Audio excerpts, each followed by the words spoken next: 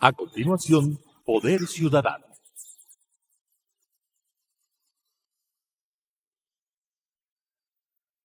Clasificación B, bajo supervisión de un adulto. Las opiniones vertidas en este espacio por la producción y dirección del programa son de exclusiva responsabilidad de sus autores y de quienes intervienen en ellos. Telesucesos Canal 29 UHF presenta Poder Ciudadano, una ventana construida desde la visión plural ciudadana para la expresión de sus anhelos, demandas y aspiraciones, con la conducción del doctor Patricio Gijón. Poder Ciudadano.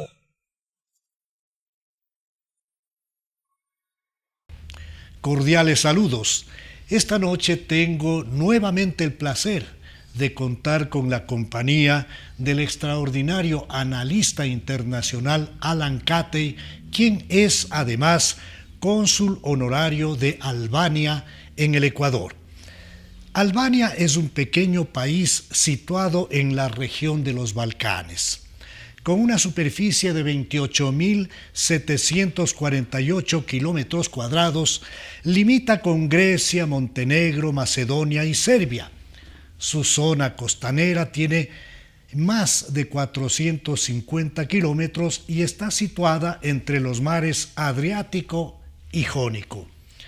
Tiene una población que supera los 3,5 millones de habitantes.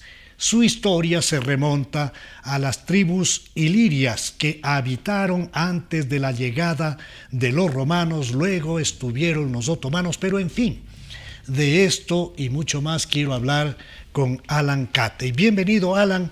¿Cómo así tú eres el cónsul honorario de Albania en el Ecuador? Buenas noches, Patricio. Muchas gracias por la invitación tan amable. Celebramos el 28 de noviembre pasado un aniversario más de la independencia albanesa que se produjo en el año 2012, pues. Y la historia de Albania, que es una historia extensa, la vamos a conversar, pero antes te respondo a tu inquietud. Fue una circunstancia un poco del azar. Una amiga mía que estaba como embajadora de Ecuador en Buenos Aires me pidió que recibiera al embajador albanés que iba a presentar cartas credenciales acá en Quito, en el aeropuerto, y que le llevara un poco a conocer la ciudad y ponerle en contacto con la cultura nuestra. Así lo hice y establecimos de esos clics inmediatos con el embajador, con Edmond Traco. Y luego de un par de días en que lo acompañé en diversas gestiones, me preguntó si estaría dispuesto a representarle a Albania como cónsul honorario acá. Y bueno, yo le pregunté, ¿y qué hay que hacer? Entonces me dijo, ve, con la cantidad de albaneses que hay en el Ecuador, no creo que tengas mucho que hacer. Claro que me mintió, ¿no? Porque la realidad fue un poco diferente, pero le dije que sí, que encantado. Y desde entonces, desde el año 2004, soy cónsul de Albania acá. Qué interesante. En Quito. Es para mí particularmente especial el recibir de ti, una persona de una vasta cultura, la información de qué es Albania. ¿Cuál es su riqueza cultural?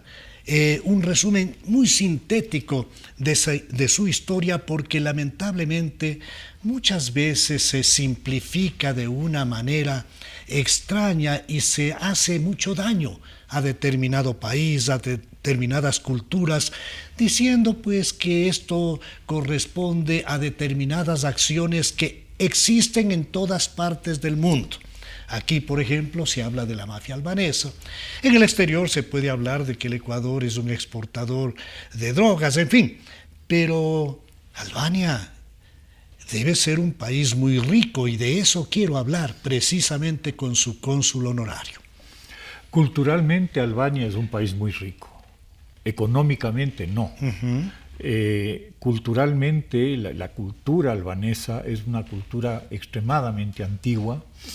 El origen se remonta 1500, 1600 antes de Cristo, cuando las migraciones que se inician desde lo que ahora sería la meseta irania y que penetran hacia Europa a través de Anatolia, ahí pasan todos los grupos griegos, aqueos, jonios, dorios, y también pasan los pueblos ilirios. Los griegos se establecen en lo que hoy es Grecia, mientras que los ilirios se pasan a establecer en la costa del Adriático. Pero al pasar todas estas culturas, civilizaciones, enriquecen a Albania, sin duda, porque hay una historia donde se ve de alguna manera esa riqueza por la presencia de los romanos y luego del Imperio Otomano. A ver, en este caso, claro, Albania, por su ubicación, estamos hablando de que desde Durrës, el puerto principal de Albania, a Bari, en la costa italiana, hay 100 kilómetros. O sea, no es una distancia. Y Roma, cuando conquista Grecia, obviamente pasa por ahí. De hecho, el puerto de Durrës lo fundan los romanos y el nombre original del puerto es Diarrhicium. Y desde Durrës nace lo que se conoce como la Vía Egnatina, que es una vía terrestre que conecta Durrës con Constantinopla, con lo que será luego Constantinopla, en ese momento Bizancio. Y esta es la ruta comercial terrestre que une al Imperio Romano Oriental con el Imperio Romano Occidental. ¿Y cuáles son las características de esta Albania que tú conoces? Obviamente la Albania actual es resultado de todas las convulsiones que se dieron tras la caída del Imperio Romano, con el arribo de diversos pueblos de orígenes diferentes también, ¿no? O godos, ostrogodos, visigodos, llegan incluso los eslavos que luego se establecerán en... Un poco allí hay una síntesis de todos esos movimientos migratorios enorme, que han sido permanentes. y que siguen, y que continúan. Y también esa síntesis lleva una sangre que sintetiza esos cruces y esa posibilidad de la permanente migración. Por una parte, y por otra, en cierta manera, la facilidad para comprender la diversidad. Como la diversidad ha sido la constante, esa diversidad vuelve en cierta manera más fácil el tratar de comprenderle al otro. Muy interesante. De hecho, de por sí la diversidad es una riqueza adicional importantísima. Naturalmente, ¿ya? Naturalmente. Justamente esa es la característica más importante de la democracia, ¿no? Pero Albania también estuvo un buen trecho como un estado comunista bajo el régimen de Enver Hoxha. Posteriormente, en el 91, con la caída de aquel régimen, pues se liberó. ¿Qué es lo que dejó ese régimen en Albania? Sí, el régimen de Hoxha es la resultante de ese momento histórico que significa la Segunda Guerra Mundial. Albania es ocupada inicialmente por Italia, luego por Alemania, y como en el resto de los Balcanes se produce una lucha y una resistencia importante a la presencia de las potencias del eje, que culmina, en el caso yugoslavo, con la victoria del mariscal Tito y la creación posterior del Estado de Yugoslavia, y en el caso albanés, la victoria de Hoxha y de sus aliados socialistas y comunistas. Hoxha es un dogmático absoluto, es uno de estos personajes fanáticos que... Pero no quería ser él, pues, un satélite de la URSS. Él un poco se apartaba, tenía su propia línea autoritaria, por supuesto, dictatorial, pero no necesariamente alineado 100% a la URSS. Albania, Hoxha, más que Albania, se desalinea con todos, porque él es el único dueño de la verdad. ¿Ya?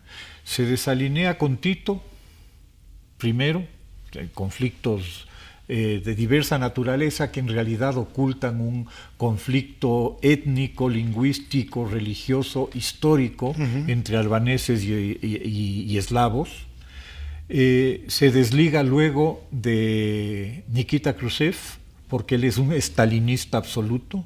Entonces, cuando muere Stalin, los sucesores que están tratando de alterar el legado de Stalin son unos herejes con los cuales yo no puedo continuar. Pero desligado de todos, ¿cómo es que Hoxha logra sobrevivir este trecho en el que es un Estado comunista? Si es que tú te alejas y no tienes el apoyo de, sobre todo, la URSS, resulta complejo manejar internamente una situación de un país que no tiene grandes riquezas naturales.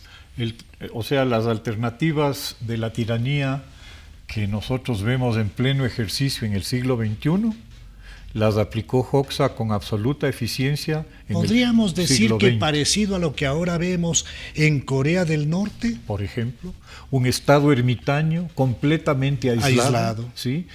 Con una mentalidad paranoica, al punto que los escasos recursos de Albania son empleados en construir fortificaciones a lo largo de todas sus fronteras, 500,000 de búnkers. Manteniendo pues la esclavización social a su principio y a su capricho.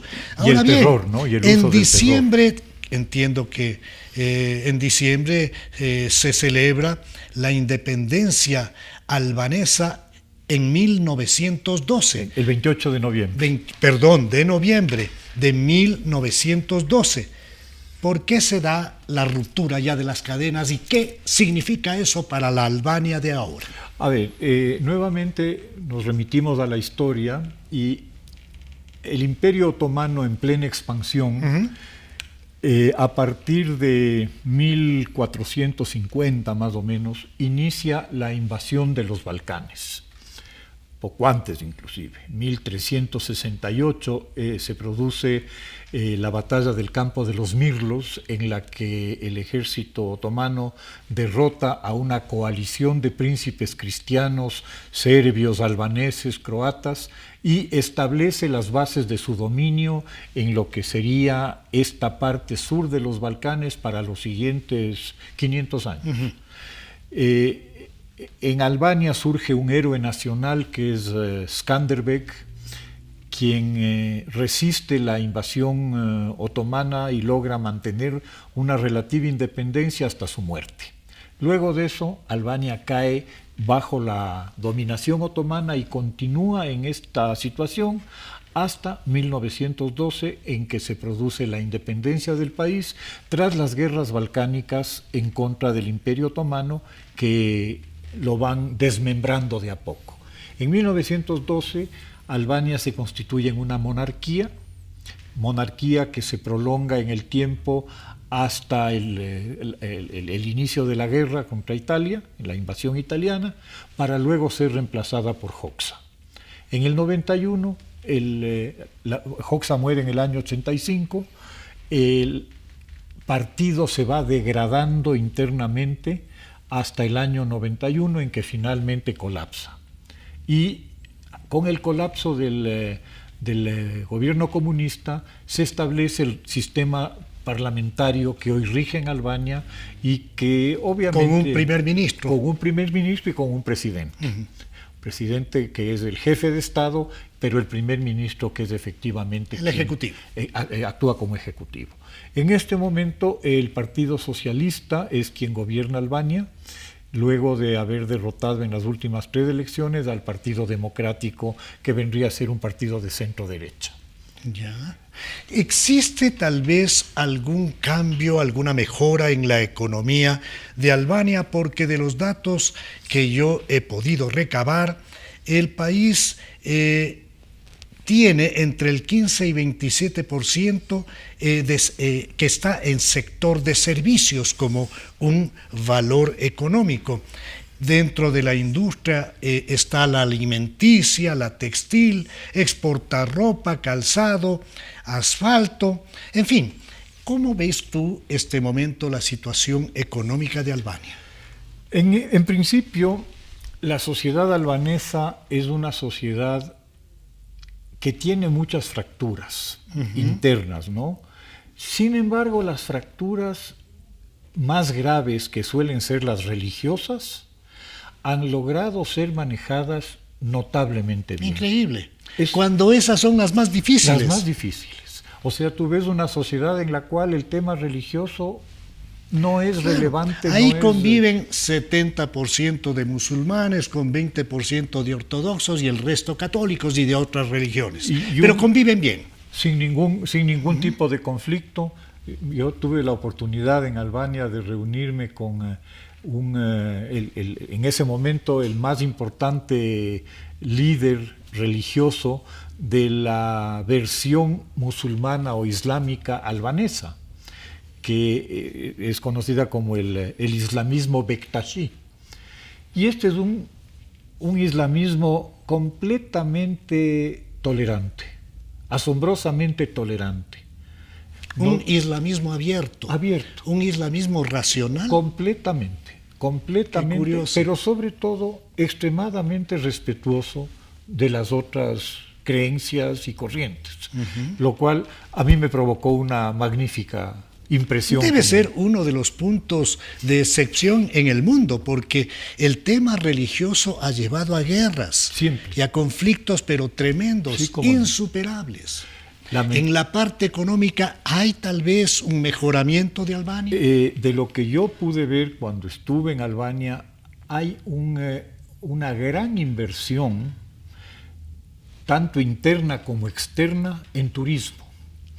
Albania es un país precioso, escénicamente precioso, y que está prácticamente virgen en cuanto a turistas. No ha habido turismo hacia Albania como pasa con Italia, como pasa con España, que es un turismo masivo, impresionante. ¿Cómo no? No, acá Albania está en... Ya comienzan entonces a desarrollar la industria del turismo de una manera mucho más ordenada.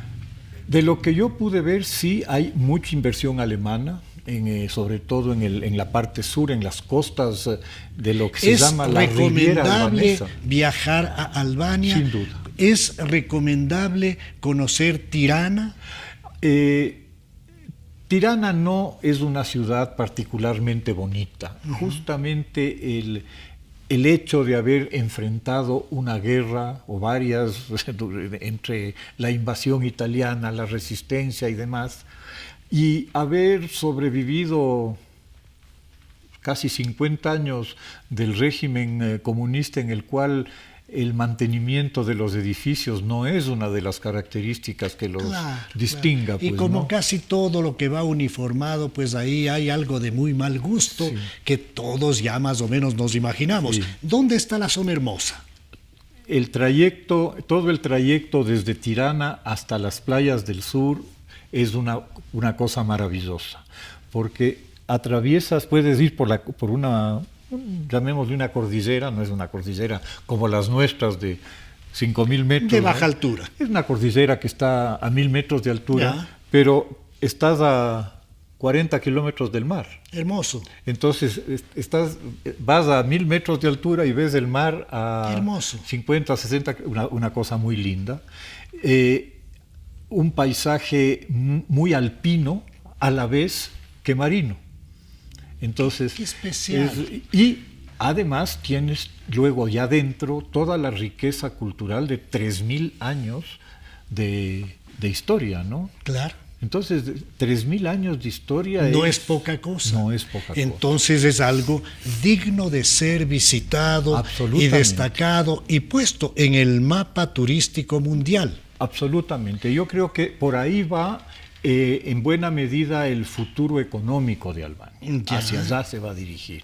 Extraordinario. ¿Qué podemos sacar de toda esta situación especial que vive un país pequeño como Albania frente al nuestro, que también requiere mayor atención a la parte del turismo, mayor atención a aspectos que tienen que ver con salir del eje de que nosotros debemos sacar de tales pozos más petróleo, de tales sectores más minas, porque el Ecuador es un país rico en recursos naturales, pero esto también nos ha llevado a dejar de lado otras opciones que bien podríamos manejarlas. Sí, un poco se habla de la maldición del petróleo, ¿no? Que no y es... algo de eso puede haber ya en la parte real, porque si te llega dinero fácil, la situación es compleja. Esa era la reflexión justamente que yo pretendía hacer, ¿no? Cuando yo mencioné que Albania no es un país rico, definitivamente en recursos naturales del tipo petróleo, no tiene... Pero eso obliga a un país a salir adelante. Buscar alternativas. Es como una familia pobre que busca la manera de salir adelante, es más solidaria. Ahora entiendo por qué no hay esas luchas intestinas por partes religiosas, porque hay otro tipo de problemas y de necesidades que tienen que vencer colectivamente. Ahora, sí, en la parte religiosa hay esta tolerancia, pero también a Albania le cruzan líneas de fractura importantes que tienen origen más histórico, llamémoslo así, entre clanes. Es una cultura... Eso subsiste. Sí. De hecho, hay un libro muy notable de un famoso escritor albanés, tal vez el más conocido de los escritores albaneses del siglo XX y XXI, que es Ismail Kadaré. ¿En inglés? En castellano. ¿Cómo se llama el libro? Abril Quebrado. Ya. Y que es una narración muy interesante de cómo todavía persisten en Albania prácticas, llamémosles, de supervivencia de una cultura preislámica que se subsume jurídicamente en un código propio, que no es legal, pero que sí lo es. En la práctica esto se da. Esto se da. Qué curioso. Es prácticamente una aplicación mixta de lo que significa la cultura y todo ese bagaje con la realidad ya de la forma de ejercicio ciudadano. Es algo único. Es interesante. O sea, yo me imagino que mucho del origen de las mafias, hablando de lo que hablaba hace un momento, se da por estas razones. O sea, la mafia se crea o nace en estados en los cuales existe una grave amenaza de desaparición de la cultura, de su cultura. Interesante. El caso de la invasión musulmana a Albania justamente configuraría el caso. Y el otro caso que vale la pena asociarlo es el de Sicilia. Sicilia, en Italia, es el balón de fútbol del Mediterráneo, pues no, al fin y al cabo. Ahí, por ahí pasa. Y el centro de la mafia también. Tema que algún momento quiero abordarlo con todo el espacio que esto merece, con una persona de la cultura y del talento de Alan Catey, a quien agradezco por haberme acompañado la noche de hoy y espero muy pronto volver a contar con su grata compañía. Con ustedes nos volvemos a encontrar en la señal de Telesucesos el próximo jueves a las 19 horas, el domingo a las 21:30 y luego estaremos en redes sociales. Una buena noche. Las opiniones vertidas en este espacio por la producción y dirección del programa son de exclusiva responsabilidad de sus autores y de quienes intervienen en ellos. Telesucesos Canal 29 UHF presentó Poder Ciudadano, una ventana construida desde la visión plural ciudadana para la expresión de sus anhelos, demandas y aspiraciones, con la conducción del doctor Patricio Gijón. Poder Ciudadano,